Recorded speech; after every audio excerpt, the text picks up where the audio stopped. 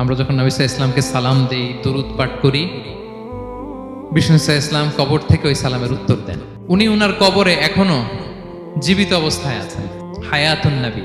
তবে আমরা এখন যেরকম জীবিত এরকম নয়, বারজাকি জগতের জীবিত। তিনি ইন্তেকাল করেছেন, মৃত্যুবরণ করেছেন, তিনি বারজাকি জগতে চলে গিয়েছেন, কিন্তু সেই জগতে তিনি জীবিত। আল্লাহ তাআলা ওনার রূহটাকে ফিরিয়ে দেন। সাহাবারা বললেন, ইয়া রাসূলুল্লাহ, কিভাবে আপনি উত্তর দেন? আপনার দেহ মাটি খেয়ে ফেলবে না? রাসূল সাল্লাল্লাহু আলাইহি ওয়াসাল্লাম বললেন, ইন্নাল্লাহ তাবারাকা ওয়া তাআলা হাররামা আলাল আরদি আজসাদাল আম্বিয়া।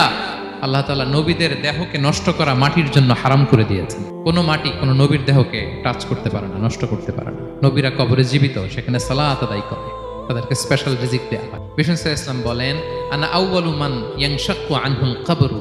কিয়ামতের দিন ময়দানে মাহশারে, হাশরের ময়দানে সর্বপ্রথম আমি কবর ফুঁড়ে উপরে উঠে দাঁড়াবো।